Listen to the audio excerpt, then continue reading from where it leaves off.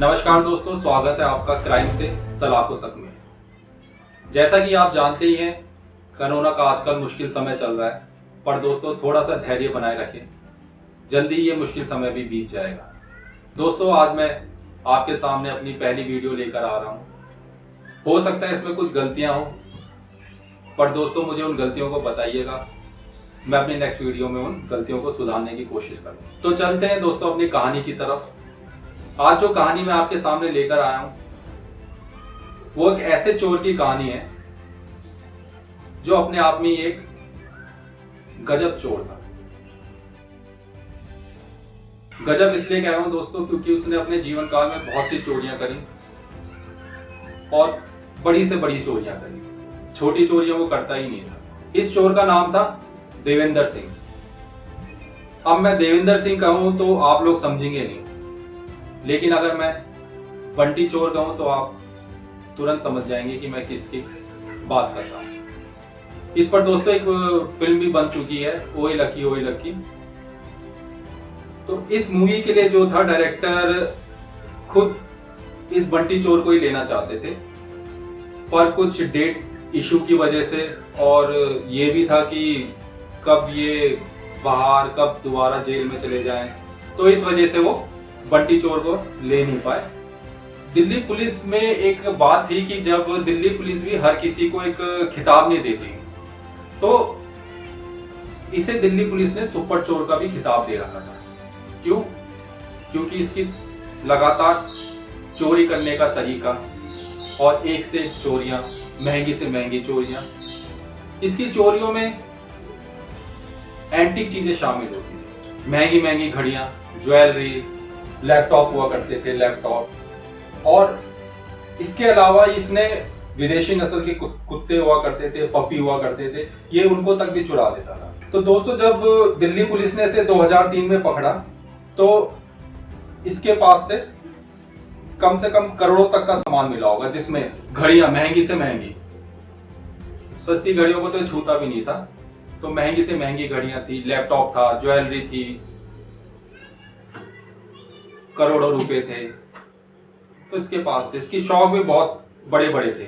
तो इसका जन्म जो हुआ, बंटी चोर का जन्म जो हुआ था, दिल्ली के एक विकासपुरी इलाका है, वहां हुआ था। अब बचपन से इसका पढ़ने लिखने में दिमाग तो था नहीं, वही उल्टे काम इसका बचपन से ही रहता था, आवारागर्दी। तो पिटता भी बहुत था ये अपने पिताजी से, बहुत मार खाता था, बहुत डांट सुनता था। एक बार जब ये 9th क्लास में था तो ये बाहर से कुछ ऐसी ही शरारत करके कुछ आया, मतलब आवारागर्दी करके या कुछ, मतलब लड़ाई झगड़ा मार पिटाई कुछ करके आया होगा। तो इसके पिताजी ने इस दिन उसको बहुत डांटा और उस दिन इसको घर से निकाला।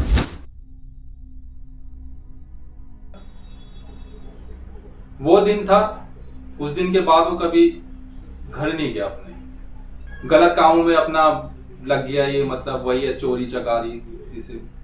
तो इसने अपना जो था घर इसने 9th क्लास में छोड़ दिया था। 1993 में ये पहली बार पकड़ा गया। तो 1993 में चोरियां करते हुए ये इसने तमाम शहरों में चोरियां करी, दिल्ली, कर्नाटक, कलकत्ता, केरल, मतलब तमाम ऐसे राज्य जो आप नाम लेना चाहें, तो तमाम ऐसे राज्यों में जहां आप सोच सकते हैं, तमाम राज्यों में इसने चोरियां करी। इसका चोरी करने का भी नायाब तरीका हुआ करता था, और ये जो अपनी अधिकतर चोरियां था ये रात के 2 बजे से सुबह 6 बजे तक चोरी करता था।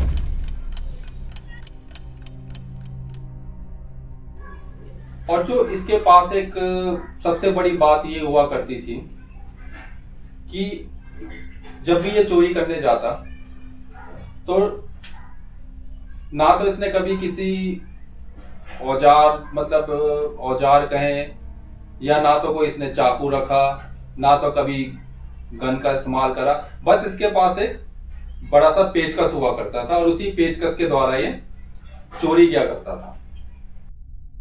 तो जो बंटी चोर था, इसने जितनी भी चोरियां करी, मतलब इसका जो था 10-15 साल का करियर रहा होगा चोरी का, तो इसने अपने चोरी के करियर में ना तो कभी किसी को मारा, ना पीटा, ना किसी से झगड़ा किया, ना किसी से ऊंची मतलब किसी से मार पिटाई करी हो। तो दोस्तों ये अपने पास एक बड़ा सा पेचकस रखता था, जिसके द्वारा ये खिड़की और दरवाजों के लीवर खोल दिया करता था और फिर अंदर घुस के चोरी किया करता था। पेचकस से दरवाजों और खिड़कियों के लीवर खोलने में महारत हासिल थी। और जब ये चोरी करने आता तो लग्जरी कार में आया करता था। ये चोरी करने भी जब आता था किसी घर में तो लग्जरी कार में आया करता था, और वो कार भी चोरी की रहती थी। और इसके चोरी करने में एक उसूल था कि जब भी ये कहीं चोरी करने जाता तो ये महंगी से महंगी कार में उस घर में आता, उस कार को घर के बाहर खड़ी करता, उस घर के अंदर दाखिल होता, मतलब वही खिड़कियां दरवाजे खोल के अंदर दाखिल होता, वहां से सामान वामान चुराता और अंदर ही जो उस घर की कार की चाबी होती थी उस कार को लेकर उस घर से उन्हीं की कार लेकर निकलता था। अपने जीवन काल में इसने बहुत चोरियां करी, मतलब इसने कम से कम 500 से लेकर 550 तक अपने जीवन काल में इसने चोरियां करी होंगी। लेकिन इसने कभी भी अपनी चोरी करी हुई चीजें तो ये बेच देता था, मतलब जैसे ज्वेलरी हो गई, लैपटॉप हो गया, एंटीक भी, ये बेच दिया करता था। लेकिन इसने कभी भी अपनी जीवन काल में मतलब कारों को नहीं बेचा। मतलब ये कार यूज करता था, उसके बाद कहीं छोड़ देता था, मतलब यूज एंड थ्रो वाला सिस्टम था इसका। जो कार के मामलों में कार कभी इसने बेची नहीं। मतलब इसे जो एक खास बात यह है जो इसे और चोरों से एक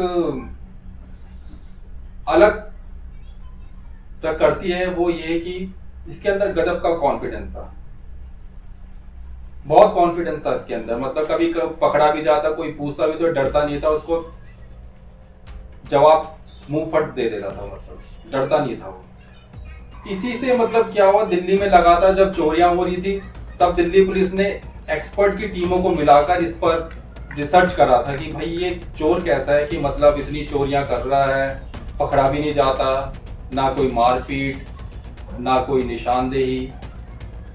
तो इस पर स्पेशल टीम ने मतलब एक्सपर्ट जो थे उन्होंने मतलब इस पर चर्चा भी करी थी कि भाई ये ऐसा कैसे कर लेता है। तो इसने अपने जीवन काल में मतलब 550 तक की चोरियां करी है और दर्जनों बार ये जेल से भागा हुआ है। मतलब दर्जनों बार इसने जेल से मतलब पुलिस के सामने ही मतलब भाग गया था। एक बार चेन्नई में पकड़ा गया ये, तो इसे जुडिशियल कस्टडी में भेजा गया, मतलब जुडिशियल कस्टडी की जेल में भेजा गया। वहां से भी ये संतरी को चकमा देकर मतलब वहां पर वो अंदर गया, वहां पे संतरी बैठे थे, वहीं पर ही उनको चकमा देकर उन्हीं के सामने वो मतलब भागा। जेल परिसर में एक एसआई का स्कूटर था, उसी के स्कूटर में बैठा और वहां से भाग गया। जब दोस्तों इसने पहली बार चोरी करी थी तो उस टाइम भी ये पकड़ा गया था, क्योंकि उस टाइम इसे इतना तजुर्बा हासिल नहीं था कि चोरियां कैसे करनी है, क्या करनी है। तो उस टाइम भी ये पकड़ा गया था और इसको जेल लाया गया। जेल में 20-25 पुलिस वाले थे। तो ये देखिए, जेल में 20-25 पुलिस वाले थे और 20-25 पुलिस वालों को ये चकमा देकर उन्हीं के सामने ये जेल से भाग गया था। फिर ये एक बार चंडीगढ़ की जेल में बंद था, वहां से इसे निकलना था। इसने क्या किया, शीशे की कुछ चीज थी वहां पर, उसने शीशा तोड़ा और मुंह में डाल लिया, उसे चबा लिया। इससे क्या हुआ, इंजर्ड हो गया, मतलब मुंह से खून वून निकलने लगा इसके। तो इसे तुरंत अस्पताल ले जाया गया, अस्पताल में भर्ती कराया गया। वहां पर भी इसने क्या किया, अपनी जो हथकड़ी थी, हथकड़ी को इसने इंजेक्शन के सीन से खोला और हथकड़ी खोल के वहां से भी 9-2-11 हो गया। फिर दोस्तों एक बार की बात है, ये मुंबई में था। मुंबई में ये मारुति कार में जा रहा था। मारुति कार भी जो थी वो चोरी की चुराई हुई थी। अब इत्तेफाक से उस गाड़ी का नंबर फ्लैश हो गया और आगे नाके पर ही 2 पुलिस वालों ने इसे कार समेत पकड़ लिया। अब यहां पर भी देखिए दोस्तों, वो डरा नहीं, तो पुलिस वालों ने इससे पूछताछ करी तो गाड़ी चोरी की निकली। तो पुलिस वालों ने इसे थाने चलने के लिए कहा। तो पुलिस वाले भी इसके साथ मारुति कार में बैठ गए, पर ये घबराया नहीं बिल्कुल भी और चलता गया मतलब गाड़ी में। थोड़ी दूर जाने पर इसने पता नहीं क्या किया, कारों की तारों में छेड़खानी करी, कुछ तार वारों को करा और थोड़ी दूर जाकर कार बंद हो गई। अब इसने बोला पुलिस वालों को, जी कार खराब हो गई, आप ही देख लीजिए। और बकायदा पुलिस वालों से चेक करवाया। पुलिस वालों ने चेक करा तो कार स्टार्ट नहीं हो रही थी। अब इसने पुलिस वालों को बोला कि सर आप धक्का मारिए, मैं कोशिश करता हूँ स्टार्ट करने की। अब दोनों पुलिस वाले कार में धक्का मार रहे हैं। इसने अंदर से तारें जोड़ी और कार स्टार्ट करी और वहां से भी 9-2-11 हो गया। तो दोस्तों ये इसकी कुछ बातें थी, जो कैसे ये पुलिस को चकमा देता था, कैसे ये बिना डरे मतलब पुलिस वालों को कैसे चकमा दे के वहां से निकल जाता। इसने अपने जीवन काल में मतलब जितना इसका चोरियों का वो रहा 15 साल, इसने कभी कोई प्रॉपर्टी नहीं खरीदी। अब प्रॉपर्टी ना खरीदने का कारण ये था, जब इससे पूछा गया कि भाई आपने इतनी चोरियां करी, जब इससे लास्ट टाइम जब इससे चोरी पकड़ा भी गया तो इसके पास से करोड़ों का सामान बरामद हुआ, लेकिन इसने अपने जीवन काल में कभी प्रॉपर्टी नहीं बनाई थी इसने। तो जब इससे पूछा गया कि आपने इतनी चोरियां करी, इतने करोड़ों तक का मतलब आपने हाथ साफ करा है, तो आपने कभी प्रॉपर्टी क्यों नहीं खरीदी? तो इसने कहा कि प्रॉपर्टी खरीद कर भी मैं क्या करूंगा, जिस दिन पकड़ा जाऊंगा उस दिन मेरा सारा नीलामी हो जाना है, तो प्रॉपर्टी का करूंगा भी क्या मैं। तो इसलिए इसने कभी प्रॉपर्टी इसने बनाई नहीं। शौक इसके महंगे महंगे थे, महंगे महंगे होटलों में रहता था, 5 सितारा होटलों के नीचे तो कभी रहता नहीं था। गाड़ियों में घूमना, वो भी लग्जरी कार में, महंगी महंगी घड़ियां पहना, घड़ियों का बहुत शौकीन था ये, महंगी से महंगी घड़ियां इसे बहुत पसंद थी। गाड़ी एक से एक इसने चुराई, BMW से लेके आप लग्जरी गाड़ियां जितनी भी सोच सकते हो, मतलब एक से एक महंगी गाड़ी इसने चुराई थी। पर इसे सबसे ज्यादा पसंद थी टोयोटा कार। टोयोटा कार इसको बहुत पसंद थी, मतलब ये लगा लीजिए आप टोयोटा कार का ये फैन था। तो जब एक बार ये जेल में बंद था तो इसने एक बार उनसे बोला भी कि मतलब जो जेल के अधिकारी थे कि जी सर मुझे आप एक बार टोयोटा कार के मैकेनिकों से मिला दीजिए, मैं उनको सलाम करना चाहता हूं कि उन्होंने बहुत बेहतरीन कार बनाई है। मतलब इतना पसंद था उसे टोयोटा कार। मतलब अब चोरियां किस तरीके से करता था ये, अब मैं बताता हूं आपको इसका कैसे कैसे इसने चोरियां करी, किस तरीके से इसने चोरियां करी है। एक बार दोस्तों ये किसी के घर में घुस गया, मतलब अच्छी कोठी थी, अच्छा मकान था, घुस गया उसके अंदर, मतलब वही पेचकस से मतलब खिड़की का लीवर तोड़ के अंदर घुस गया। अंदर से इसने महंगी महंगी चीजों पर हाथ साफ करा, मतलब वही घड़ियों का तो शौकीन था ही, घड़ियां वड़ियां उठाई इसने, लैपटॉप उठाया। अब उसने वहां पर एक म्यूजिक सिस्टम भी देखा, जो म्यूजिक सिस्टम महंगा म्यूजिक सिस्टम था, विदेशी था, तो इसको बहुत पसंद आया वो म्यूजिक सिस्टम। इसने उठाया, दरवाजा खोला और दरवाजे से बाहर निकल ही रहा था कि सुबह का टाइम था, जो उस घर की लड़की थी वो जॉगिंग करके आ रही थी। अब उसने देखा कि भाई मेरे घर से कोई निकल रहा है और मेरा ही म्यूजिक सिस्टम लेके जा रहा है। तो उसने उससे पूछा, भाई उस लड़की ने उस बंटी से कि भैया ये तो मेरा म्यूजिक सिस्टम है, ये कहाँ ले जा रहे हो आप? तो बंटी चोर जो था बिल्कुल घबराया नहीं, वही उसने एकदम से जवाब दिया कि मैडम मैं इलेक्ट्रॉनिक कंपनी से आया हूँ, आपके पिताजी ने बुलाया था, कुछ खराबी है इसमें, तो मैं इसलिए वापस करने आया था। तो उसने वहां पर बात काटी और तुरंत उस लड़की को हैप्पी बर्थडे भी बोला। लड़की थोड़ा अचरज हुई कि भाई इसको मेरे बर्थडे का भी कैसे पता। उसने ये भी बोला कि अंदर जाइए, आपके पिताजी ने और भी गिफ्टों का आपके लिए रखे हुए हैं। तो लड़की खुश भी थी कि मतलब अंदर पिताजी मेरे लिए क्या गिफ्ट लाई है, क्या लाए हैं। तो लड़की खुशी खुशी में अंदर गई और वहां से बंटी जब तक था 9-2-11 हो चुका था। जब लड़की अंदर गई तब पता चला कि भाई हमारे घर में चोरी हो चुकी है। एक और कहानी थी इसकी, एक घर में ये घुसा तो ये खिड़की का जो लीवर था वो तोड़ ही रहा था, तो इसे पता नहीं था कि गार्ड वहां पे उठा हुआ है।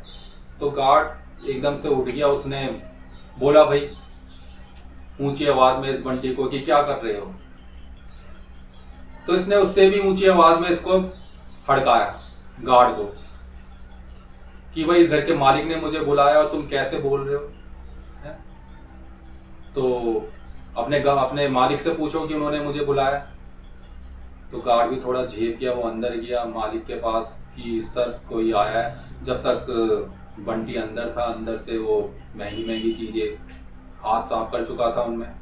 जब तक उसने मालिक को बोला, मालिक कहता हो सकता है क्या पता बुलाया हो। जब तक वो देखते, जब तक बंटी चोर अपना हाथ साफ कर चुका था और वहां से 9-11 हो चुका था। और दोस्तों ये चोरियां भी उसने सुबह के टाइम पे 5 से 6 बजे के बीच में इन चोरियों का अंजाम दिया।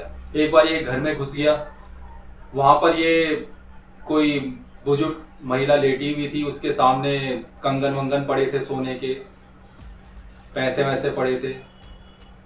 तो ये उन कंगनों को और सोने के जो थी चीजें उनको उठा ही रहा था कि उस बुढ़िया की नींद खुल गई। तो बंटी जो था घबराया नहीं, उसने तुरंत बोला कि गुड मॉर्निंग आंटी जी, कैसे हैं आप। तो बुढ़िया थोड़ा अचरज में रह गई कि गुड मॉर्निंग भी कर रहा है, कौन ये हमारे घर मेहमान आ रखा है। तो बुढ़िया जब तक 2 मिनट तक कंफ्यूजन में रही कि कौन था क्या था, जब तक बंटी चोर वहां से उन चीजों को लेके 9-11 हो चुका था।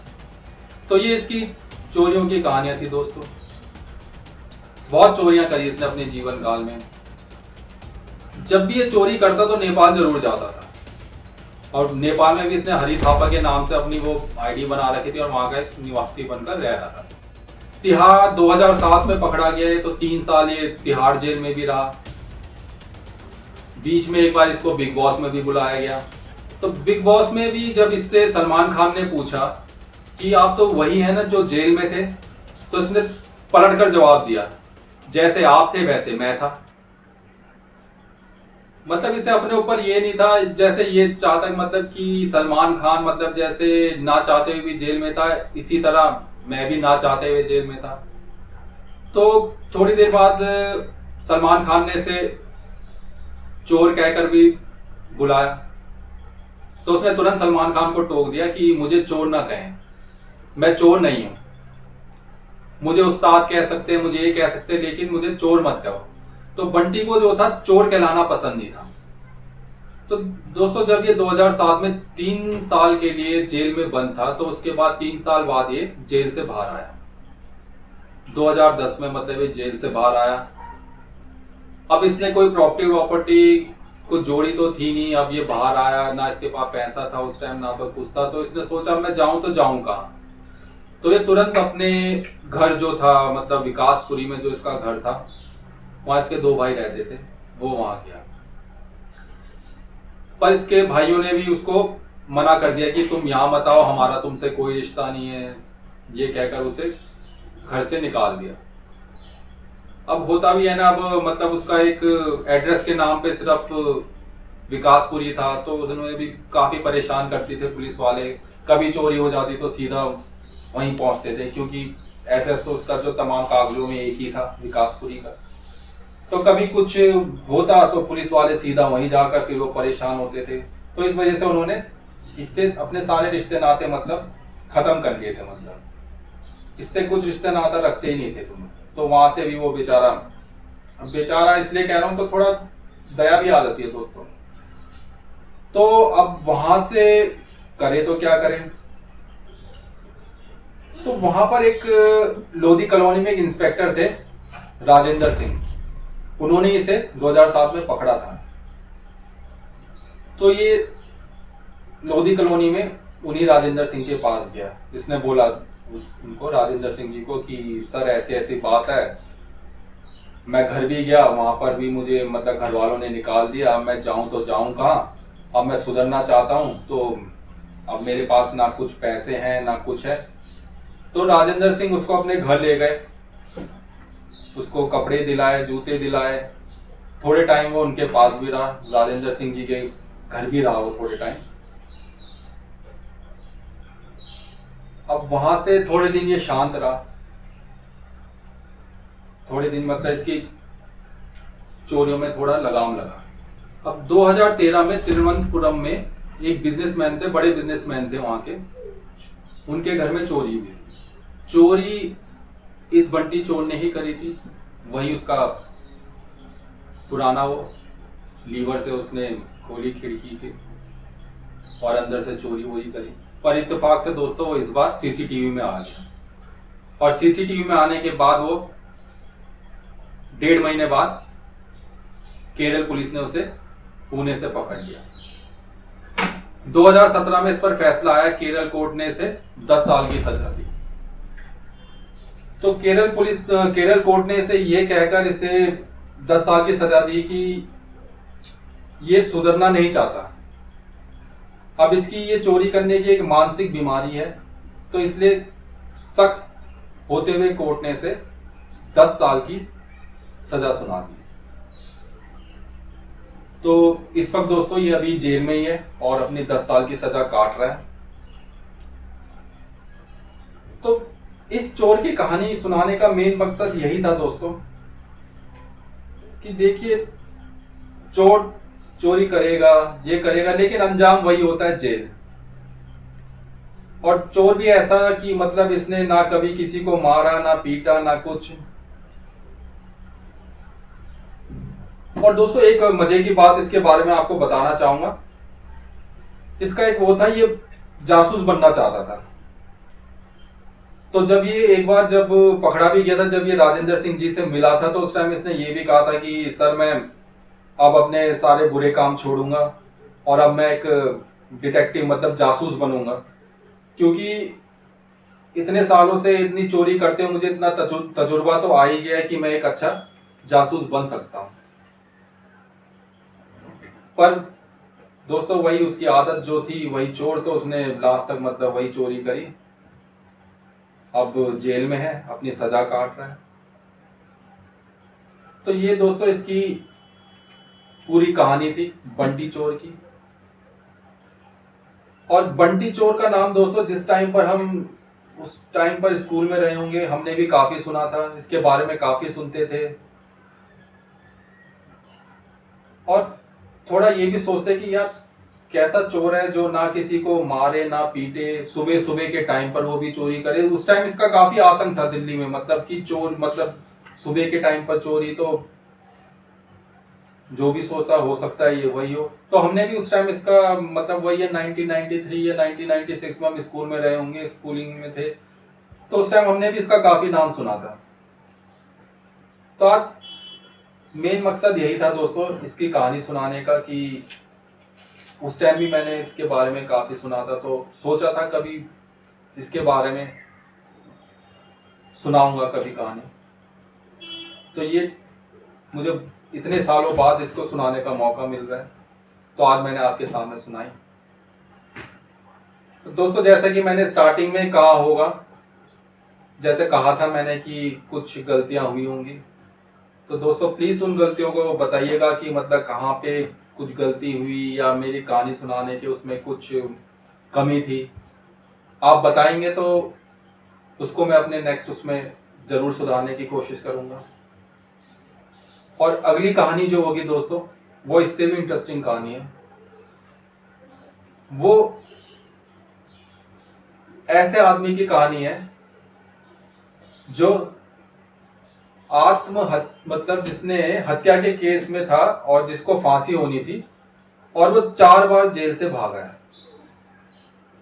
और ऐसी ऐसी जेलों से भागा है जहां आप सोच भी नहीं सकते कि कोई भाग भी सकता है। तो ऐसी ऐसी जेलों से भागा है। तो दोस्तों उसकी कहानी मैं आपको नेक्स्ट एपिसोड में सुनाऊंगा। तब तक के लिए दोस्तों आप सुरक्षित रहिए, घर पे रहिए और अपने से बड़ों का ध्यान रखिए। इसी के साथ दोस्तों आपसे आज्ञा लेता हूँ। नमस्कार दोस्तों।